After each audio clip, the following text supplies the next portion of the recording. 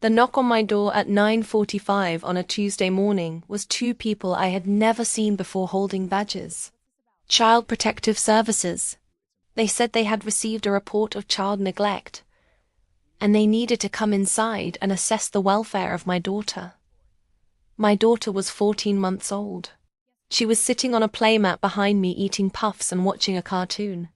I let them in because I had nothing to hide and because I was so stunned I could not think of what else to do. They walked through every room of my house. They opened the refrigerator. They checked the bathroom for medications and cleaning products within reach. They looked at Lily's room and her crib and her clothes and her food. They asked me questions for 45 minutes. Was I the primary caregiver? Was my husband present in the home? Were there any concerns about my mental health or substance use? When had Lily last seen a doctor? Was she current on vaccinations? I answered everything. I was calm on the outside and completely disintegrating on the inside. They left after 90 minutes and said they would be in touch.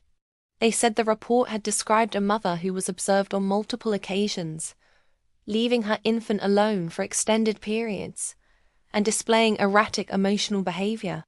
I closed the door and sat on the kitchen floor next to Lily's playmat, and I did not move for 10 minutes. Then I called my husband Daniel.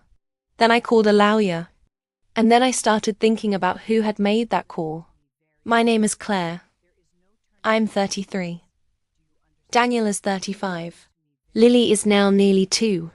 And the person who called Child Protective Services on me with a fabricated report was Daniel's mother, Sandra. We did not know it was her for 11 days, but we suspected it from the first hour. Let me tell you why. Sandra had been escalating for 4 months before the CPS call. It had started when I went back to work part-time, when Lily was 10 months old. I worked from home 2 days a week and in the office 3. On the days I was in the office, Lily went to a licensed daycare that we had vetted extensively.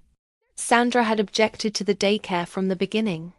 She said Lily was too young to be left with strangers. She said she would watch her. I said we were happy with the daycare. She said the daycare was impersonal and Lily needed family. I said the daycare had cameras and trained staff and a curriculum, and we were keeping Lily there. Sandra said I was putting career above my child. I said that sentence was not something she was allowed to say to me, and asked her to stop. She did not stop. She said it in different forms across the following months. The comment about the career came up at a family lunch in front of 8 people.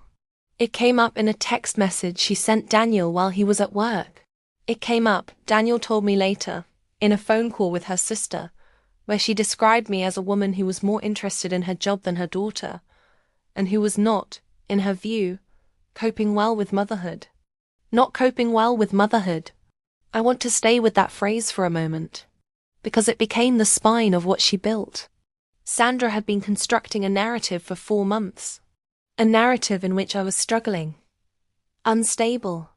Possibly not safe. She had said versions of it to family members, to Daniel, in written messages we later found when our lawyer subpoenaed her phone records. She had planted the idea so many times and in so many places that by the time she called CPS, she had an ecosystem of people who had already half accepted the premise. That is how these things work. You do not fabricate a crisis in one moment. You build toward it. You seed the ground. You make sure that when the bomb goes off, the damage has context that makes it seem credible. Sandra had been seeding for 4 months. The CPS call was the bomb. The investigator who came to our house was named Miss Rivera. She was professional and thorough, and she told us when she called to follow up 3 days later that the initial visit had not raised any concerns. She said the home was appropriate, Lily appeared well cared for, and the report did not appear to be substantiated. She said the case would be closed pending no further reports. I asked her if she could tell me anything about the nature of the original report. She said she could not share identifying details, but she could tell me that the report had come from someone who described themselves as a concerned family member who had personally witnessed the behavior. Personally witnessed. A family member. Daniel and I sat with that for a day. Then we went through the list. His sister lived across the country and had no issues with us. His uncle and aunt were warm and uninvolved. His cousin did not have a relationship with Sandra, close enough to act on her behalf. That left Sandra. And it left one question. When had Sandra personally witnessed me leaving Lily alone? She had not. She had never seen that happen because it had never happened. Which meant she had either described something she had not witnessed, or she had described something that had not occurred. Both of those things pointed to the same place. Daniel called his mother. He did not tell her about the CPS visit first. He asked how she was. He asked how things were going. She was normal. Warm even. Asked about Lily. Then Daniel said, "Mom, has anything been worrying you lately? About Claire and Lily?"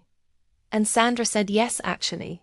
She had been meaning to bring it up. She had noticed on several occasions when she had come by that I seemed overwhelmed, and there had been one time she was fairly sure she had seen Lily in her crib crying for longer than was appropriate while I was in another room. Daniel said, "What day was that?" Sandra paused. She said she could not remember exactly. Daniel said, "Think about it." She said, "Maybe 2 weeks ago." Daniel said, "We were out of town 2 weeks ago." Sandra said, "Well, maybe it was 3 weeks ago." Daniel said, "We can check. I have the security camera logs." Long pause. Sandra said she was not sure of the exact date, but she was certain of what she had seen. Daniel said, "I am going to ask you something, and I need you to be honest. Did you call Child Protective Services?" Sandra did not answer immediately. Then she said she had done what she thought was necessary. Daniel said that is a yes. She said she was worried. He said, "You made a false report." She said it was not false. She had concerns. He said, "You told them you personally witnessed something that you did not witness." She said she had legitimate concerns about Claire's stability. He said, "Mom, you called CPS on my wife, on your granddaughter's mother. Do you understand what that means for our family?" She said she had hoped it would prompt us to accept help. Daniel said, "I need you to not contact us for now," and hung up. He sat across the kitchen table from me and told me the whole conversation. Then he put his head in his hands and said, "I am so sorry." I said, "This is not your apology to make." He said, "She is my mother." I said, "She made the choice. You did not." He looked up and I saw in his face something I had seen in other husbands' faces in stories like this, which was the particular devastation of understanding that love for your parent and love for your spouse can coexist with grief that the parent has made them incompatible. We called our lawyer the next morning. Her name was Ms. Okonkwo. She had handled family law for 15 years and she listened to us for 20 minutes without interrupting. Then she said, "Right. Here is what we do." First, she said we needed to request in writing from CPS the full documentation of the report, including the nature of the allegations and the date of filing. This was our right. The documentation would tell us more specifically what Sandra had claimed and when. Second, she said that filing a knowingly false report with CPS was a criminal offense in our state. She said she could not guarantee prosecution, but she could guarantee that a formal complaint to law enforcement combined with a civil suit for emotional distress and defamation would make Sandra's position legally very uncomfortable. Third, she said that whatever our decisions about family contact, we needed a formal no-contact agreement drafted and served before we engaged with Sandra again in any context. We agreed to all three. The CPS documentation arrived 12 days after our written request. The report had been filed on a Monday morning. The allegations were that the reporting party had on 3 separate occasions observed the primary caregiver, described as the child's mother, leave the infant unsupervised for periods of 30 minutes or more. That on one occasion the child had been observed in distress with no adult responding, and that the reporting party had serious concerns about the mother's emotional stability and capacity to safely care for the child. Ms. Okonkwo read the documentation and said this is detailed and specific. She said that level of specificity in a false report was actually useful to us because it demonstrated intentional fabrication rather than a vague expression of concern. She said Sandra had not called and said, "I am worried about my daughter-in-law." She had constructed a specific, dated, witnessed account of neglect. That was not a worried grandmother. That was a deliberate campaign. We filed a police report. The investigating officer was kind and careful and told us that outcomes in these cases were variable, but that our documentation was strong. He said Sandra would likely be interviewed, and that the outcome would depend on her level of cooperation and the strength of the evidence. We also subpoenaed Sandra's phone records through the civil suit. This was where the 4 months of seeding became visible. Text messages to her sister describing Claire as overwhelmed and possibly not coping. A voicemail to her friend saying she was thinking about calling someone because she was worried about little Lily. A text to Daniel's cousin asking if the cousin had noticed anything worrying about Claire lately. The cousin had responded, "No. Claire seems completely fine." Why? Sandra had responded, "I have seen some things that concern me." None of it was evidence of neglect. All of it was evidence of a sustained campaign to establish a narrative of my instability before making the call that would act on it. Ms. Okonkwo presented all of it in the civil filing. The case settled before it reached court. Sandra's lawyer made an offer. Ms. Okonkwo said it was reasonable given the likely outcome at trial. The settlement included a financial component for emotional distress, a written acknowledgement that the report had been filed without factual basis, and a legally binding agreement that Sandra would have no unsupervised contact with Lily, and no contact with Claire without prior written notice and agreement. Sandra signed it. She did not apologize in the signing. She cried at the settlement meeting according to her lawyer. "I was not there. Daniel was. He came home and said she looked small. He said it was hard to see her look small when he was still so angry. I said, 'You are allowed to feel both.' He said, 'I know.' We sat with Lily between us on the couch and watched her eat crackers and stack her cups. Sandra has not violated the agreement. She has not contacted me at all. She has contacted Daniel twice, both times through their agreed channel of text message, both times brief, asking after Lily. Daniel has responded with photos and nothing more. It is a strange, reduced thing that used to be a family. But it is safer. The CPS case is closed. There is no finding of neglect on our record. Ms. Rivera confirmed this in writing at our request. We have that letter in a file with everything else. The binder is full now. We hope we never need it again. But if we do, it is there. Here is my question for you. If your mother-in-law called CPS with a fabricated report to undermine you as a mother, would you press criminal charges? Or was a civil settlement and no contact enough? NTA, YTA, ESH or NA? Tell me in the comments. I read all of them. Every single one. Because this is the kind of story where the comments remind you that you are not the only one, and not being alone in it matters more than I can explain. What I did not tell you about were the 11 days between the CPS visit and the moment Daniel confirmed it was Sandra. Those 11 days were the worst of my life in a way that is different from the worst day of episode 41 kind of worst. Different from the hospital floor worst. This was a slow, grinding, constant worst. Because I did not know for certain who had made the call. And because I did not know, I found myself looking at every adult in our life with a measuring question behind my eyes. Was it you? Could it have been you? Did you watch me and decide I was not enough? That is what a false CPS report does that I do not think people understand until it happens to them. It does not just target the person reported. It infects their entire social world with suspicion. It turns the private question of am I a good mother into a public record, into a file, into a case number. It takes the most vulnerable and intimate parts of early parenthood and exposes them to institutional scrutiny.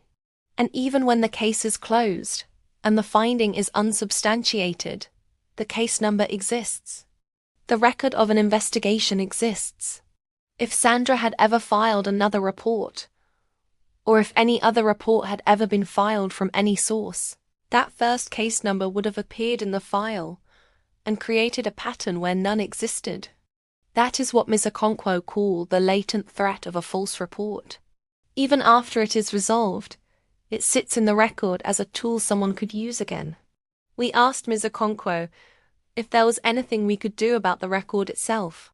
She said the process for expungement of an unsubstantiated CPS report varied by state, and in ours it was possible to apply for record sealing after a specified period with no further reports.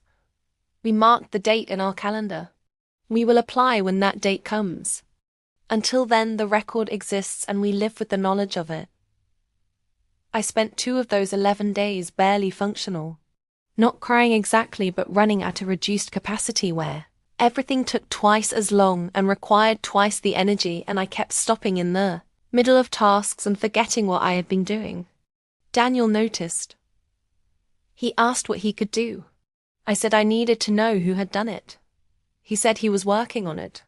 I said I also needed to know that you believe me, that you have always believed me. He said without any pause, without any hesitation at all. He said I have never for 1 second thought any of it was true. I said even your mother.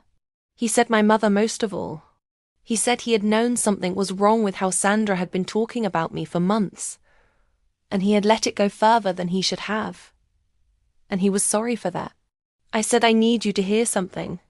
I said if there is ever a moment where you find yourself wondering, even for a second, whether the version of me that your mother has been describing is real, I need you to bring that to me directly, and not let it sit.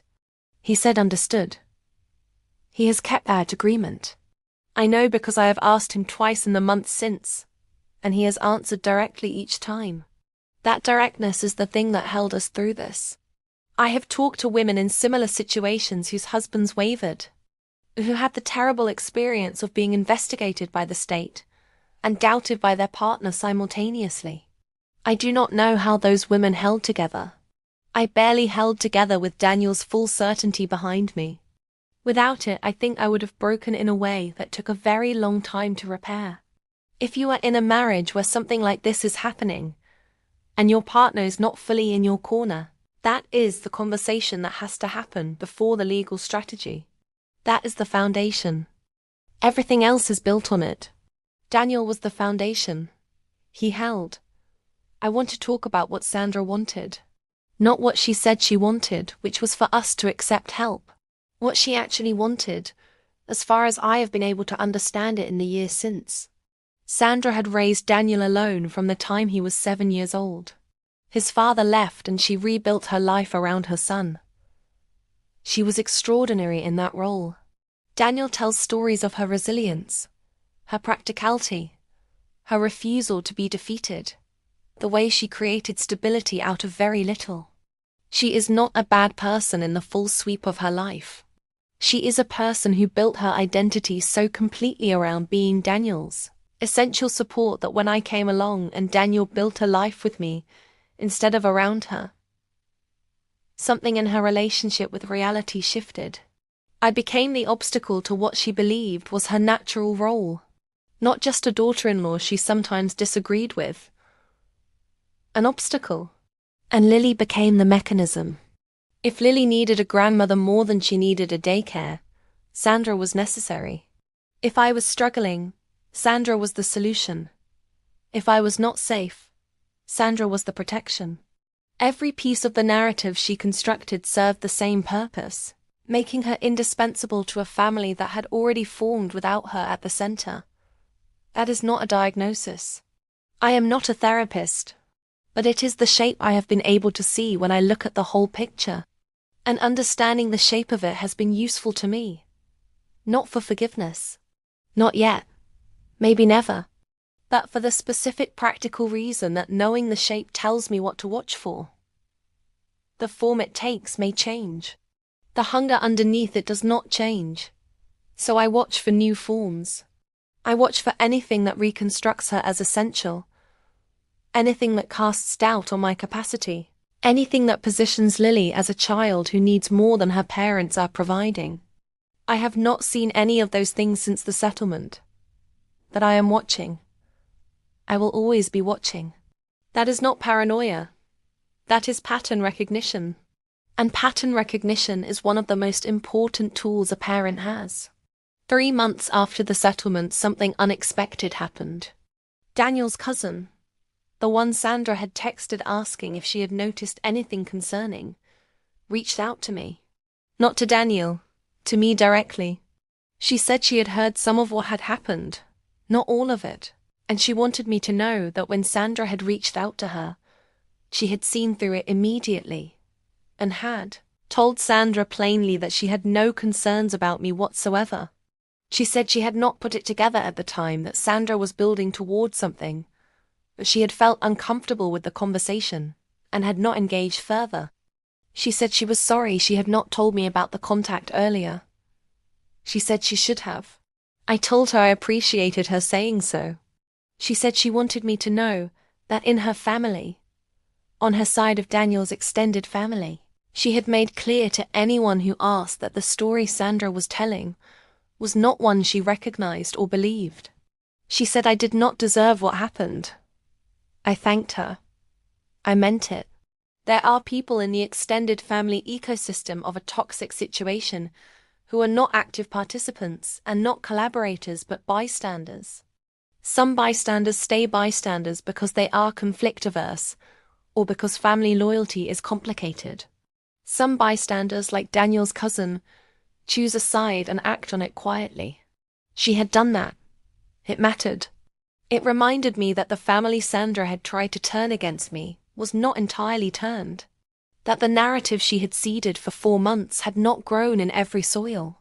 Some people had read it clearly and rejected it. That is worth knowing. It is worth saying out loud. Not everyone in a difficult family situation is the enemy. Some people are the ones who text you 3 months later and say I saw through it, and I want you to know. Hold those people. They are rare, and they are worth holding. Here is what the day after the settlement felt like. I had expected relief. What I got instead was a kind of deflation, the specific exhaustion of a body that has been on high alert for months, and suddenly has permission to stand down, but does not quite know how. I had been prepared for battle for so long that peace felt unfamiliar.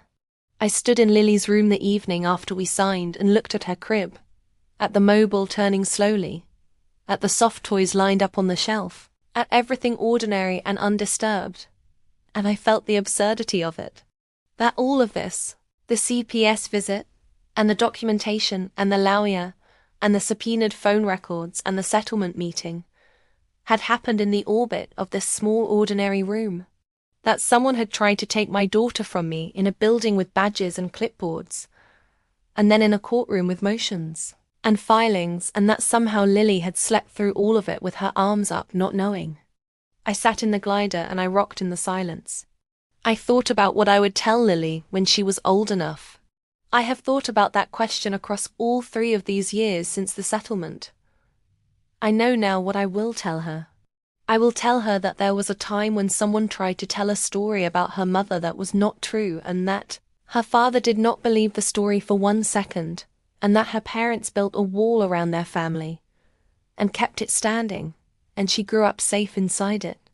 I will tell her that people who love you can still be wrong about you, and that the difference between people who are wrong and people who are dangerous is whether they act on the wrongness. I will tell her that documentation is not paranoia. It is preparation, and that preparation is a form of love. I will tell her that she has a cousin on her father's side who stood up when it mattered, and that we remember that. I will tell her that the CPS record is sealed now, and has been for 2 years, and that the file is closed in every sense. I will tell her that her grandmother Sandra sends a card on her birthday, and that her father reads it to her, and that what she does with that, when she is old enough to choose, is entirely her own decision. I will not make that choice for her. I will give her the facts when she is ready, and I will let her choose. That is all any parent can do. Give them the facts. Give them the safety. Give them the room to choose. And stand at the perimeter watching until they are ready to watch for themselves. I'm still standing at the perimeter. It is quieter now. It is good quiet. The kind of quiet that comes after a long noise stops. We are in the good quiet. We are staying here. I want to end with something practical for anyone who found this video, because they are in the middle of this, rather than on the other side of it.